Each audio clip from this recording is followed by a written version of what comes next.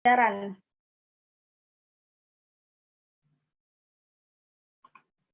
Menurut Sel and Ricky, pengembangan adalah proses menerjemahkan atau menjabarkan spesifikasi rancangan ke dalam bentuk fitur fisik. Pengembangan secara khusus berarti proses menghasilkan bahan pembelajaran. Sedangkan menurut Riegel, pengembangan merupakan penerapan dari poin penting yang didesain dalam lapangan, kemudian apabila sudah didesain dan kemudian diuji coba, maka desain tersebut dapat diperbaiki dan diperbaharui sesuai dengan masukan. Jadi pengembangan pembelajaran adalah usaha meningkatkan kualitas proses pembelajaran, baik secara materi maupun metode dan substansinya. Adapun pembahasan kedua mengenai langkah model pengembangan Baker and Scott. Dalam mengembangkan sebuah produk pembelajaran, diperlukan adanya langkah-langkah yang menjadi acuan dalam proses pengembangan. Dari sekian model pengembangan instruksional yang berfokus pada produk, salah satu model yang memberikan petunjuk yang jelas dan bercirikan produk adalah model Baker, model yang dibuat oleh Baker and Scott ini. Nah, adapun langkah-langkah pada model Baker and Scott ini terdapat 7 tahapan. Yang pertama ada formulasi produk, yang kedua spesifikasi pembelajaran, yang ketiga uji coba soal, yang keempat pengembangan produk, yang kelima uji coba produk, yang keenam revisi produk, dan yang ketujuh analisis operasi. Nah, penjelasan dari tahapan yang pertama yaitu formulasi produk. Pada tahap formulasi produk ini di mana peneliti memutuskan untuk mengembangkan produk pembelajaran apa yang akan dikembangkan. Adapun faktor yang harus diformulasikan sebelum produk tersebut dikembangkan, diantaranya yaitu produk pembelajaran seperti apa yang akan kita buat, dan kemudian sistematikanya seperti apa.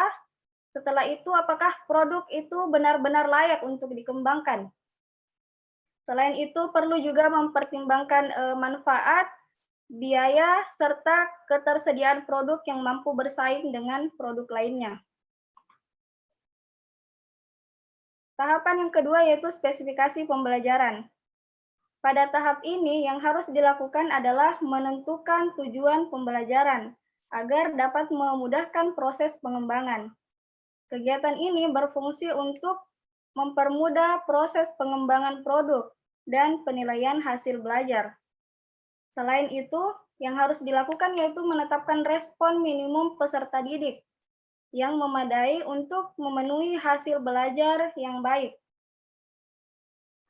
Aspek lain yang harus diperhatikan pada tahap spesifikasi pembelajaran ini yaitu dengan melihat tingkah laku peserta didik pada saat pembelajaran, sehingga dapat dilihat manfaat apa yang akan didapatkan peserta didik dari pengembangan produk pembelajaran tersebut. Kemudian langkah yang ketiga yaitu uji coba soal. Pada tahap ketiga ini, pengembang menyusun instrumen uji coba materi dalam suatu populasi. Nah, uji coba ini dilakukan bertujuan untuk mengukur sejauh mana pengetahuan yang dimiliki peserta didik sebelum dan setelah menggunakan produk yang akan dikembangkan. Hal ini dilakukan untuk mengukur seberapa jauh produk yang dikembangkan agar dapat mencapai tujuan pembelajaran yang ingin dicapai. Selanjutnya, langkah yang keempat yaitu pengembangan produk. Jadi pada tahapan ini, pengembang akan menentukan tema pelajaran apa yang akan dibuat, serta merancang storyboard terhadap produk yang akan dikembangkan. Saya kira demikian yang dapat saya sampaikan. Selebihnya saya kembalikan kepada moderator.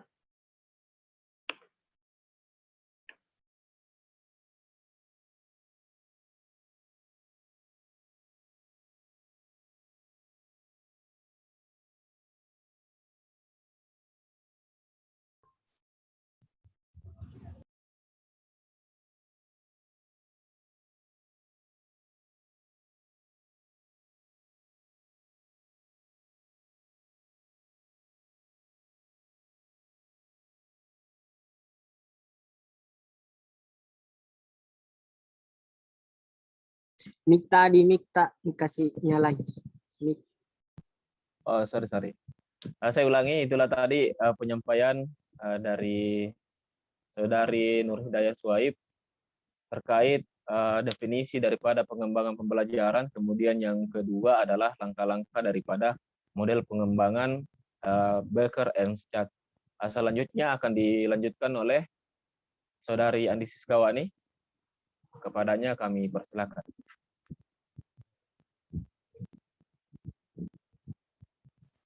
Assalamualaikum warahmatullahi wabarakatuh. Assalamualaikum warahmatullahi wabarakatuh. Waalaikumsalam warahmatullahi wabarakatuh.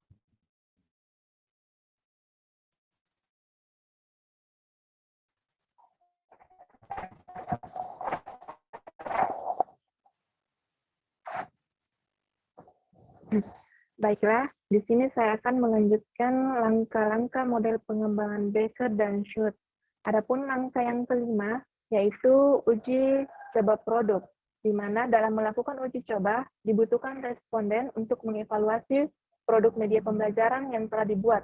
Tujuannya untuk mendapatkan informasi dan masukan dari produk yang tidak terlalu banyak dan tidak terlalu sedikit, di mana uji coba produk ini dilakukan kepada expert review, yaitu ahli materi dan ahli media, serta uji coba one-to-one, small group, dan field test, dengan menjadi bahan acuan. Dilakukan revisi secepat mungkin. Langkah yang keenam, yaitu revisi produk. Revisi produk ini dilakukan sesuai dengan data yang telah diperoleh dari hasil uji coba produk dari expert review, serta evaluasi one-to-one, small group, dan field test.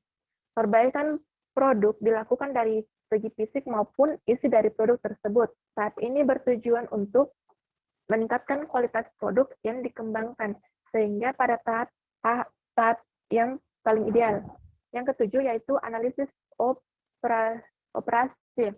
Tahap ini berfungsi untuk mengetahui keseluruhan proses pengembangan yang telah dilakukan secara sistematis, mulai dari awal hingga akhir, dan untuk mengetahui kelemahan dan kelebihan produk yang telah dikembangkan.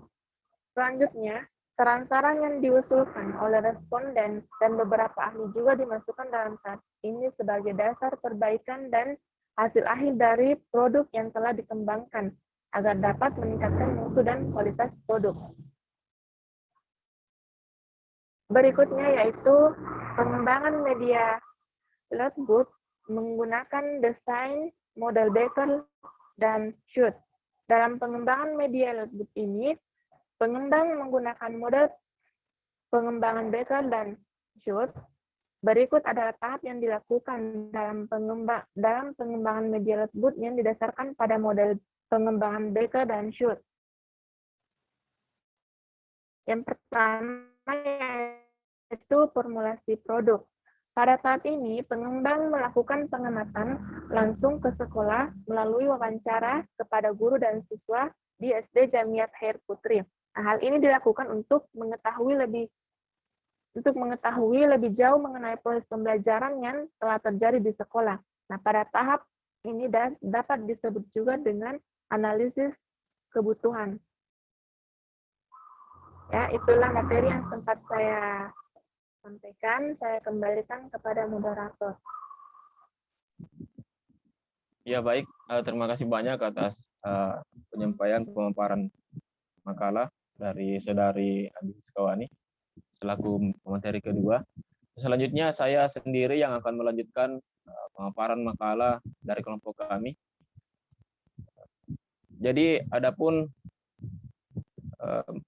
pengembangan media atau Lotbook ini adalah salah satu media yang dikembangkan menggunakan desain model Becker and Schutz. Nah, ini langkah-langkah yang kami paparkan. Yang selanjutnya yaitu tadi pertama adalah formulasi produk. Kemudian yang kedua adalah spesifikasi pembelajaran. Nah, pada tahap spesifikasi pembelajaran ini, pengembang merumuskan kompetensi dasar. Materi apa yang disajikan dalam media Lotbook. Kemudian serta aktivitas belajar apa yang dapat dilakukan di dalam kelas. Nah, kemudian Tahapan ini itu dilaksanakan dengan berdiskusi bersama guru kelas yang juga sebagai ahli materi. Nah, kemudian hasil yang diperoleh dari tahapan ini adalah kompetensi dasar, kemudian yang kedua materi serta aktivitas pembelajaran materi yang dipilih.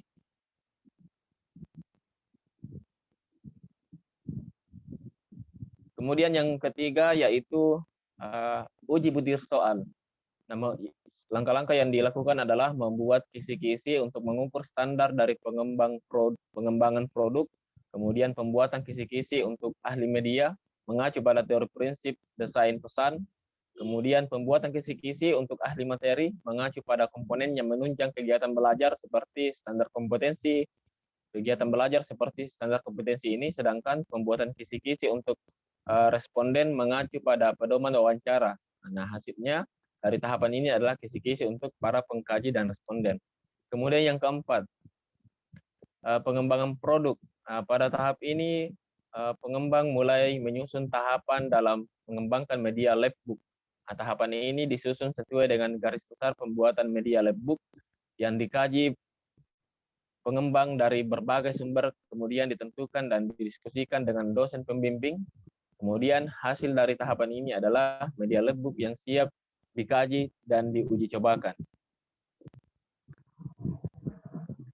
Kegiatan yang dilakukan pengembang pada tahap ini antara lain, pertama, menentukan tema pelajaran, membuat storyboard, menentukan dan mendesain gambar, kemudian proses pencetakan gambar, kemudian selanjutnya proses pemotongan kertas dan penggabungan gambar dengan pola labbook.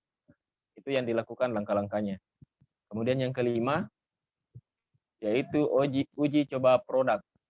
Nah, uji coba produk ini proses selanjutnya dalam tahap uji coba produk ini pengembang melakukan uji coba produk melalui 3 kegiatan. Yang pertama yaitu expert review. Pada tahap ini penilaian berupa kuesioner diberikan kepada ahli materi dan ahli media. Dan nantinya hasil dari penilaian tersebut akan menjadi acuan untuk perbaikan dan meningkatkan kualitas produk. Pelaksanaannya yaitu dengan memberikan media labbook beserta instrumen penilaian kepada ahli untuk selanjutnya menilai produk tersebut. Kemudian yang kegiatan kedua adalah one-to-one atau pengembang memilih 3 orang peserta didik yang dipilih secara acak dengan kemampuan yang berbeda. Nah, tujuannya adalah untuk mengetahui tingkat kesulitan pada siswa dalam menggunakan dan memahami isi media labbook. Nah, kemudian kegiatan yang ketiga adalah yaitu small group. Small group yakni pengembang memilih 6 orang peserta didik secara berkelompok yang dipilih secara acak dengan kemampuan yang berbeda pula. Nah, tujuannya adalah dari tahap ini sama dengan tahap sebelumnya, yaitu untuk mengetahui tingkat kesulitan para siswa dalam menggunakan dan memahami isi media labbook. Kemudian yang keenam adalah revisi produk. Nah, pada tahap ini itu pengembang melakukan revisi produk media labbook yang telah dinilai pada saat uji coba oleh ahli media atau di langkah sebelumnya. Nah, ahli materi dan pengguna. Hasil dari tahapan ini adalah masukan dari pengkaji dan responden yang meliputi beberapa aspek seperti penggunaan gambar, kemudian penggunaan huruf dan materi. Kemudian langkah yang terakhir adalah analisis operasi. Nah, pada tahap ini pengembang melakukan penilaian untuk mengukur apakah proses pengembangan produk yang dilalui sudah sesuai dengan tahapan model yang digunakan. Dan tahapan ini dinilai dari kecukupan tata cara yang digunakan dalam penyusunan produk. Nah, itulah tadi pemaparan makalah dari kami terkait pengembangan pembelajaran dalam hal ini model Baker and Schatz, dan adapun media yang kami sampaikan selaku kelompok 6 yaitu media labbook yang menggunakan model pembelajaran, model pengembangan Baker and Schatz itu tadi. Nah, itulah tadi pemaparan dari kelompok 6. Selanjutnya untuk menghabiskan waktu saya persilakan kepada kelompok 7 untuk memaparkan materinya. Kepadanya kami persilakan.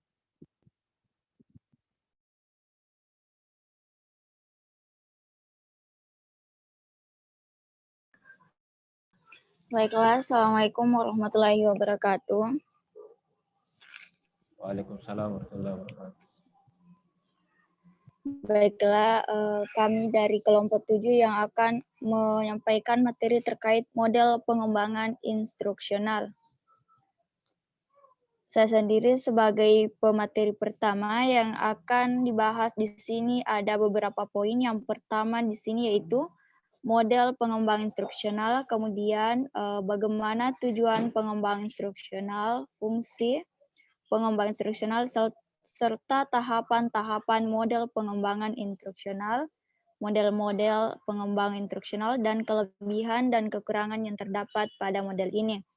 Baiklah, saya akan menyampaikan materi yang pertama yaitu terkait model pengembangan instruksional.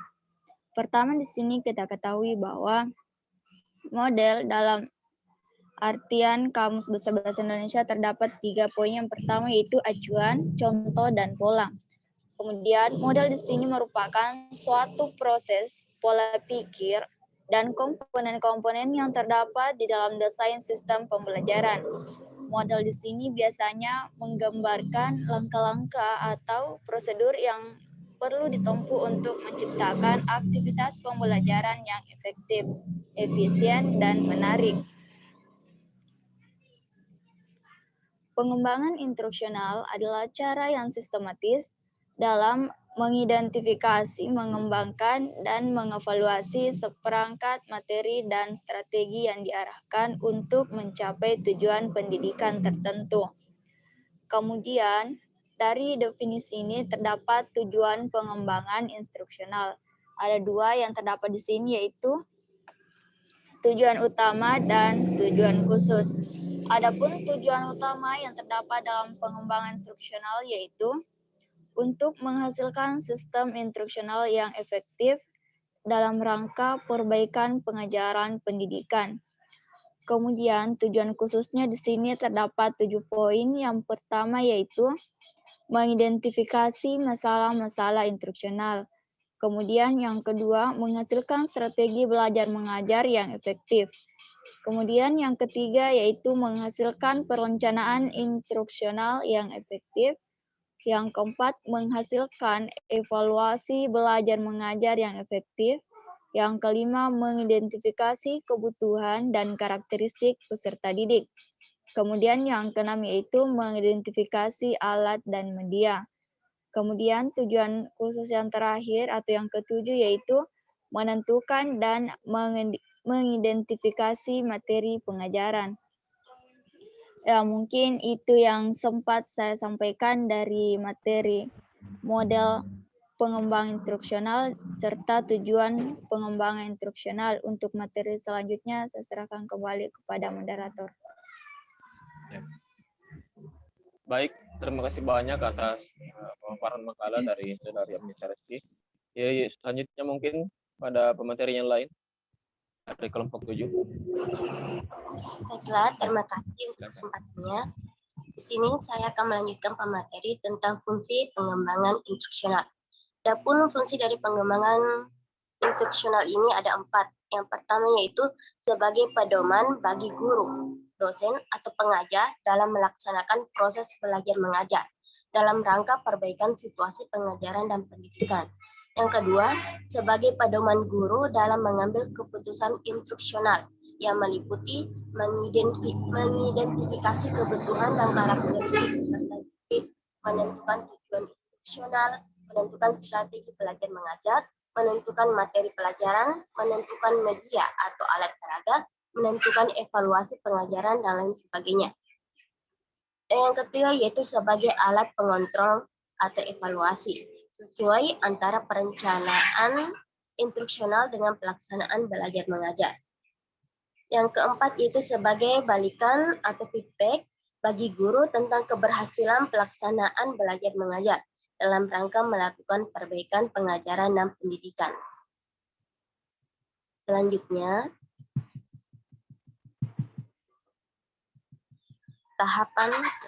sini ada pun tahapan-tahapan pengembangan instruksional yang dikembangkan oleh Profesor Dr. Ati Suparman yang secara umum menurut beliau ada 3 tahapan, yaitu tahapan mengidentifikasi, tahapan mengembangkan, dan tahapan mengevaluasi dan merevisi.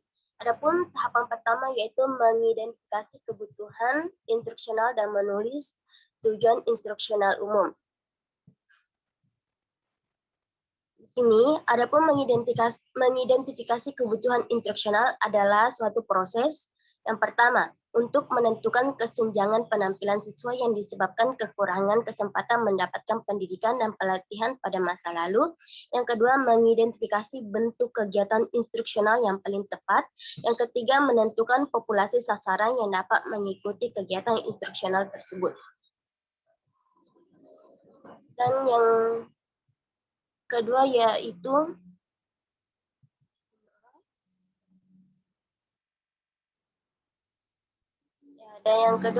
melakukan analisis instruksional.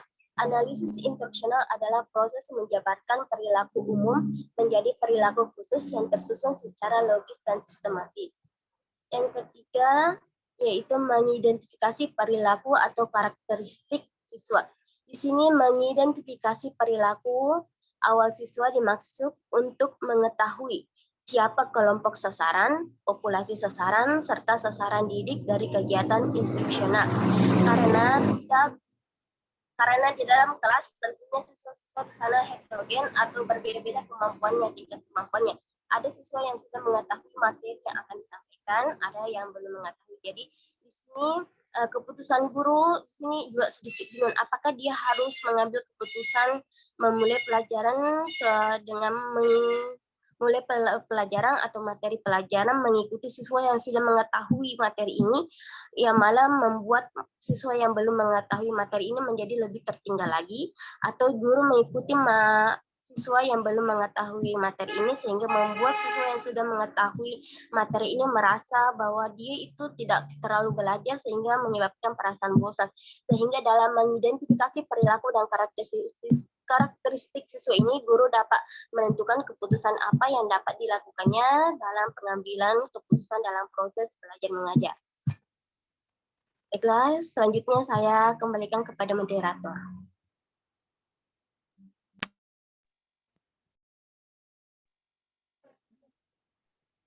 Ya, itu tadi pemaparan materi dari Saudari Siti Harminawati. Selanjutnya saya persilakan kepada Saudari Ayu Parwanti. Oke, terima kasih atas kesempatannya. Tadi sudah dijelaskan tahap mengidentifikasi, selanjutnya tahap mengembangkan. Yang pertama itu menuliskan tujuan instruksional khusus. Adapun unsur-unsur dalam tujuan instruksional khusus dikenal dengan istilah ABCD. Yang A artinya audience, yang B artinya behavior, yang B artinya behavior, C artinya condition, dan D degree. Audience adalah siswa yang akan belajar, sedangkan behavior adalah perilaku spesifik yang akan dimunculkan oleh siswa setelah selesai proses belajar mengajar. Selanjutnya condition. Condition adalah kondisi atau batasan yang dikenakan kepada siswa atau alat yang digunakan siswa pada saat dites. Selanjutnya, degree adalah tingkatan keberhasilan siswa dalam mencapai perilaku. Yang kedua, menulis tes acuan patokan. Adapun menyusun tes acuan patokan itu yang pertama, menentukan tujuan tes. Yang kedua, membuat tabel spesifikasi untuk setiap tes, yaitu daftar perilaku, bobot perilaku, persentase, jenis tes, dan jumlah butir.